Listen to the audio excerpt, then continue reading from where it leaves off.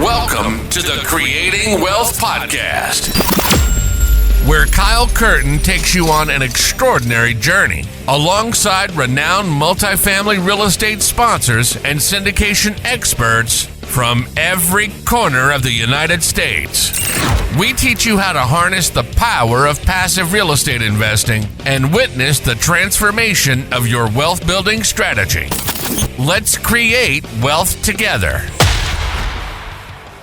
What's going on, guys? This is Kyle from the Creating Wealth Podcast. Happy freaking Wednesday, my friends. It's getting close to Christmas.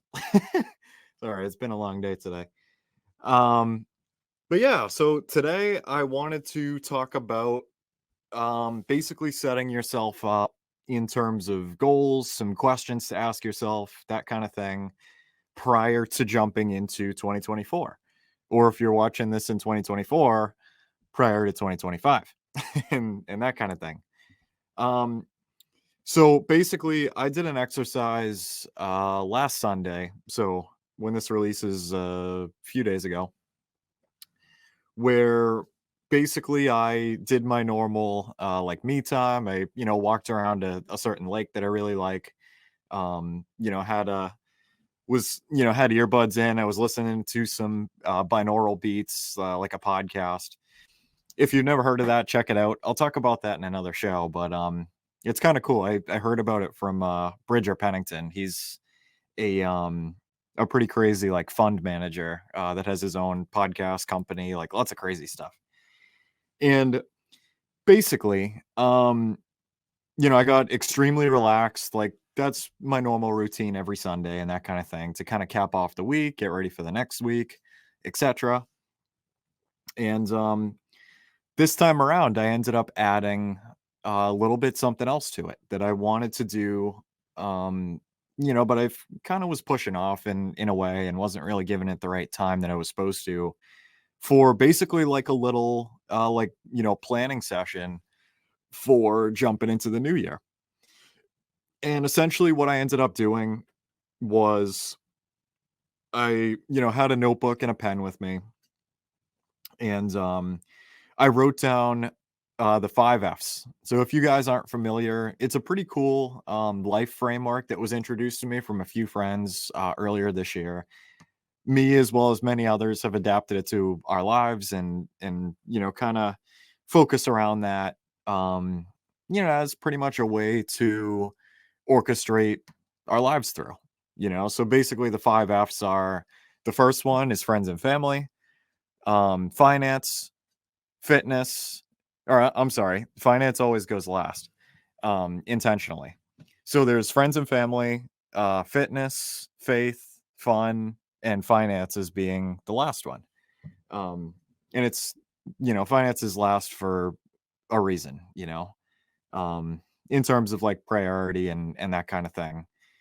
And basically, like the first thing that I wrote down was, where am I at today when it comes to the 5 F's? And I gave it a good amount of thought and, wrote down a couple bullet points for each thing and etc.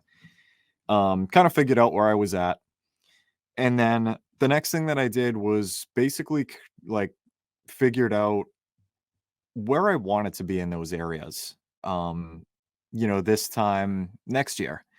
And basically, this was an exercise that was introduced to me from my buddy, Jason Regan. Shout out to you, buddy. Where basically it's like, you write down, these are all the things that happened in 2024. And you basically write it as if, it's this time next year. Like, these are all the things that you wanted to happen. Like, everything happened, basically referring to, some of the areas in the 5 F's that you want to achieve, and, habits you want to take on, habits you want to lose, and that kind of thing. Now, it kind of puts you in a nice little spot, and one of the things that I did immediately after that was basically write down all of the wins that I had for 2023. And I don't know about you guys, but for me, it can definitely be tough often to, reflect on the wins and that kind of thing. And not even just in the business world, guys. Like I said, throughout the 5 F's, throughout your relationships, through, fitness, fun, like what were some of the top highs that you had, in the prior 11 and a half months, and one way that I suggest trying this out, if you're going to do this, is take your phone and go through your photo album on your phone and go all the way back to the very, very beginning of the year and just slowly scroll through. And I bet you that you're going to find a lot of events in there that you probably forgot about from, 11 months ago that was like, oh, holy crap, like meeting with that person was totally freaking huge. Ridiculous win for this year. Even if, it didn't end up being anything transactional. You know what I mean? It doesn't necessarily have to. One of my absolute biggest wins for this year was sitting down with my first commercial broker that I ended up meeting at a meetup for like 3 hours. And me and my partner got, all dressed up and everything, and took this person out to lunch and just chopped it up, and taught her about syndication. She told me about, her career and some deals that she's working on and that kind of thing. And she ended up sending us like an 80+ unit deal in New Hampshire that night. And nothing transpired from it. The numbers were a little kind of dicey, but that experience in itself was, I must have rode that high for like 3 days after that. You know what I mean? And I didn't even really remember that. And that's by no means to brag or anything like that, guys. Like that was just a really, really special moment for me this year. And I didn't remember it. You know what I mean? I guess like off the top of my head when I was like, damn man, like what happened this year? Because it was so long ago. So yeah, I mean, just go through your photos, and write down a lot of those events that, might have changed some things for you, changed your mindset, changed your, um, some relationships that you added on, relationships that you ended, to move on and go separate ways, from certain people, etc. Like in what ways did you successfully better yourself in 2023? And it was a fun little exercise to do, because I'm very, very confident that all of you guys are going to find a lot more of these wins than you anticipated. Um, and it's a good thing. You know what I mean? It's a great thing actually. Because like I said, sometimes it's very easy to, just kind of get in the moment, worry about the next thing and the next thing and the next thing and the next project and the next, etc., etc. That you kind of leave the past in the past, and you got to kind of gauge it from where you came from. You know what I mean? And um, yeah, it's, but it basically like that exercise was a lot of fun. One of the other questions that I asked was, who are the people that I need to be surrounding myself with to get to, the place that I want to be next year? That was a really fun one that kind of popped into my mind. Is like, if you're looking to go a lot deeper in the multifamily syndication realm, you should probably, have most of your intimate circle be other folks that are, general partners on syndications. You know what I mean? Or people in that vicinity that what you strive to do is what they do on a regular basis, and through osmosis and value exchange and that kind of thing, you never know what can happen. It's your net. They say that, your network is your net worth and all that fun stuff. And um, yeah, you know what I mean? That's another fun question to ask. I'm trying to think. There was like a couple more questions that I asked you that were like pretty outside the box. But basically like, where you're looking to be, the people that you need to surround yourself. Another one is what habits do you either have, or I should say, let me rephrase that. I'm sorry.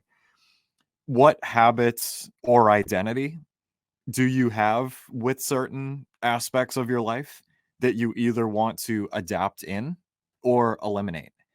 So one of the ones for me, an identity that I dropped about a month and a half ago, is I'm just not really somebody that is active. I don't go to the gym. Like that's not me. Like I don't really, it's not my thing. And I ended up changing that through, multiple different conversations with different people and that kind of thing, to the identity that I have now of, I'm somebody that goes to the gym every single weekday after work from 4 to 5. And I track the stuff, and I'm, trying to get better at like tracking the protein and et cetera, and this, that, the other. Um, and it's a whole different identity, So like one of the areas that I need to drop is the amount that I consume. I'm gonna be super honest with you guys. I mean, it's very easy to get caught on like, Facebook videos and just start scrolling through them and that kind of thing, and just consuming and lose track of time, as well as with TikTok as well. um that's a bad habit that I have.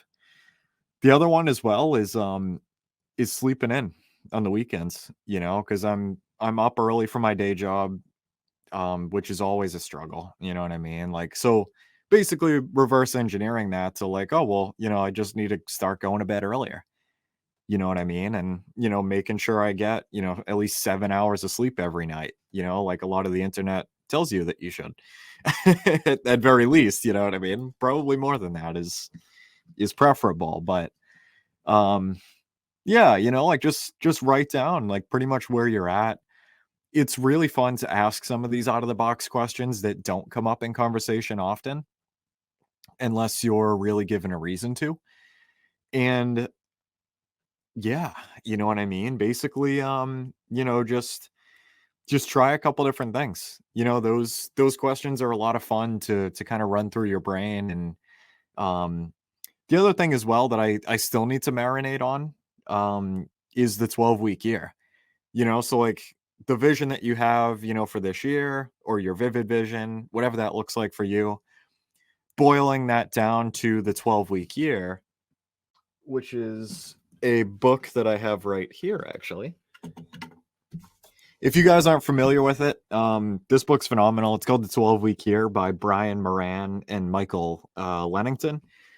It's basically like, not to like, spoil it, but it's basically operating in 12-week segments, or, having like quarterly goals in a sense. And like, each of those 12 weeks having like the goal at the end of the week that eventually adds up to the goal at the end of the 12 weeks.